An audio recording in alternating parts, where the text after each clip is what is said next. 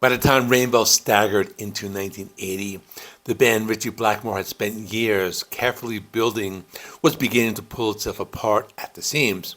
Graham Bonnet had only been on the job for one album, Down to Earth, but what an album it was. Since You've Been Gone, All Night Long, proper hit singles, Rainbow had cracked the mainstream in a way they never quite had before. On paper, it looked like a winning formula. In reality, the tension was already unbearable. Bonnet was, to put it diplomatically, not a natural fit for the Rainbow lifestyle. He was a pop guy at heart. He loved a good time, he loved a sharp suit, he loved a drink or three. He was not, under any circumstances, interested in growing his hair long, and that, in the world of Ritchie Blackmore's Rainbow, was not a trivial matter. The hair thing became a genuine point of conflict. Blackmore wanted his band to look the part, flowing locks, the full rock warrior aesthetic. Bonnet turned up looking like he'd wandered off a cruise ship. The haircut incident, as it became known, sounds almost comical in retrospect, but it was symptomatic of a very deeper incompatibility.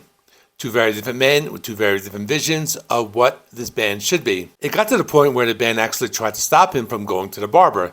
They kept an eye on him. They made sure he couldn't sneak out. Bonnet's solution was to climb out of a bathroom window and go get it cut anyway. He came back with short hair and absolutely no apologies. That one image, a grown man climbing out of a toilet window to get a haircut, tells you everything you need to know about how this was going to end. The breaking point came in 1980 at the Monsters of Rock Festival in Castle Donington. Rainbow headlined the show. It was the landmark occasion, the first ever Monsters of Rock bill, but it was also where the band would lose some of their longest running members. First it was Cozy Powell. He left in August 1980. Powell had been the rhythmic backbone of Rainbow since almost the beginning, a powerhouse behind the kit, a genuinely charismatic presence, and crucially, one of the few people in the band who could hold his own against Blackmore's force of personality. When Powell left, he took a significant piece of Rainbow's identity with him. Graham Bonnet remained in the band briefly following Powell's exit, but ultimately left Rainbow in September 1980. Bonnet later stated that he left because the band wasn't the same without Powell. Blackmore and his songwriting partner and producer Roger Glover were left holding the pieces. The search for a new vocalist took them in a direction that would define everything that followed.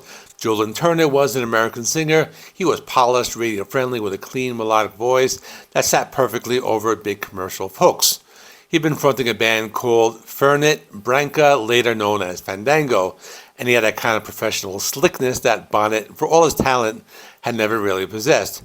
Where Bonnet was unpredictable, Turner was controlled. Where Bonnet was chaos, Turner was craft. Blackmore, still with an eye firmly on the American market he never quite conquered, made his decision. The drum seat went to Bobby Rondinelli, a powerhouse New York six-man who brought a hard-hitting muscular style that slotted neatly into the gap Powell had left. The new lineup, Blackmore, Glover, Turner, Rondinelli, and the brilliant Airey on keyboards, on paper formidable, in practice getting this lineup into a recording studio together would prove considerably more complicated. Recording session began at Sweet Silence Studios in Copenhagen, Denmark. The engineer was a young Flemming Rasmussen, I'm not sure if I'm pronouncing it right. But we probably know that name because he's the guy who made Metallica's Master of Puppets. But before any of that, he found himself caught in the middle of a Rainbow album that almost didn't exist. The problem was simple. When the band arrived to record, they didn't have a singer. Bonnet had quit or was fired, depending on who you ask, mid-process. The music had been partially tracked, largely as instrumentals, with no vocal melodies in place and no one to record them.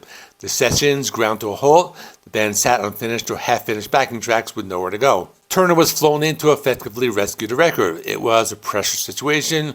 Learn the material, find the melodies, and sing it in a studio full of people who didn't yet know him. What he delivered under those circumstances was remarkable. The resulting album, Difficult to Cure, was released on February 3rd, 1981, and whatever you think of the direction it represented, it worked. It became Rainbow's highest-charting UK album, peaking at number 3 on the album's chart. Let's talk about what's actually on the record. The album opens with I Surrender.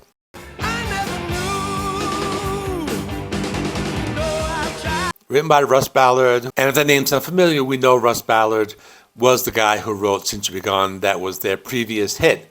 But this was another song that was just hooks, radio, chorus, Turner's voice is absolutely in its element, and it results in a song that climbed to number 3 on the UK singles chart. If there was any doubt that Blackmore's pivot toward a more accessible sound was calculated rather than accidental, this track dispels it entirely. He wasn't drifting toward commercial rock, he was aiming straight at it.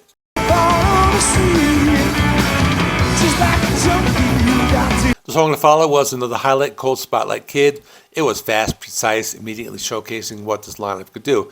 Blackmore and Airey trade solos in a way that's genuinely thrilling, and it announces very clearly that whatever Rainbow had become, they'd gone soft on the guitar front.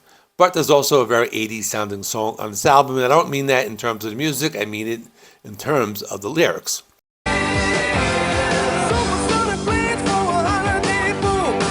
Can't Happen Here provides the album's heaviest moment, a song that warns against being complacent in times of war, oppression, and political crisis. It was one of the few Rainbow songs with sharp lyrics about society ignoring impending doom until it's too late. The song still managed to chart as a UK single despite the heavy lyrics. It's a reminder that even in its more commercial incarnation, Blackmore could still write something with real weight behind it. The album also has 2 classical instrumentals. The first one ends side 1 called Vielcheck das nächste Mal. I'm probably mispronouncing that, but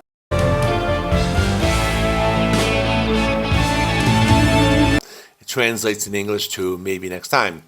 Second one is titled After the Album itself, Difficult to Cure, but it's actually a full progressive rock reworking of Ode to Joy, theme from Beethoven's Ninth Symphony, a neoclassical guitar at its most ambitious, filtered through the Rainbow sound and turned into an extended instrumental showcase.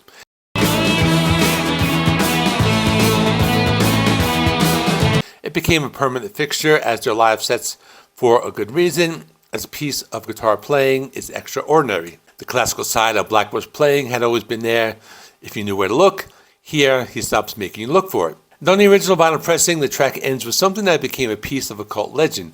It concludes on a locked groove, a repeating section containing a snippet of Oliver Hardy's iconic laughter that loops continuously until you physically lift the needle. An eccentric detail, but somehow entirely appropriate for an album this contradictory. A record that wanted to conquer the charts simultaneously, closing out with a Beethoven rearrangement. Then there's a cover, the image of sinister masked surgeons staring directly into the camera, blank-faced, white-coated, looking down at you from above. One of the more unsettling album covers out there. It was designed by Hipgnosis, the legendary British art collector behind some of the most iconic sleeves in rock history. The prism on Pink Floyd's Dark Side of the Moon, the strange black object on Led Zeppelin's Presence, and the suited businessmen shaking hands on Pink Floyd's Wish You Were Here. But here's the thing. That image wasn't designed for Rainbow. Hipgnosis had originally pitched the concept to Black Sabbath for their Never Say Die album in 1978. Sabbath took one look at it and passed. The artwork sat in Hipgnosis' archive until it found its way to Rainbow, where it landed so perfectly on the difficult to cure concept. The title, the doctors, the implied diagnosis, that you never guess it was a second choice. Sometimes the best albums are from the reject pile. So, what do we make of Difficult to Cure taken as a whole? The album is a snapshot of a band caught between two worlds. Ritchie Blackmore made a clear-eyed, deliberate decision to chase the American market, and he built a lineup, Turner, Rondinelli, Airey, alongside with the returning Glover, perfectly suited to that goal. The album is polished, melodically strong, and commercially astute. It's also unquestionably a long way from Stargazer and A Light in the Black. Whether that bothers you depends entirely on which version of Rainbow you came to love first. But here's the thing, Blackmore wasn't finished. The trajectory he established with Difficult to Cure was going to carry straight into the next record. Same lineup, same commercial ambition, and some would argue, an even more focused attempt to crack it. The album was Straight Between the Eyes, released in 1982, and I'll be talking about that soon, but in the meantime, check out this playlist. The story of Deep Purple, where I talk about adjacent bands. Black Sabbath, Rainbow, Whitesnake, the Ian Gillan Band, Gillan, and a few others that will slip in here and there. Right now, we're around 1981, but once 1984 comes around, Deep Purple will get back together, and I'll start talking about them again. But in the meantime, I'm talking about the adjacent bands. So, see you in the next one.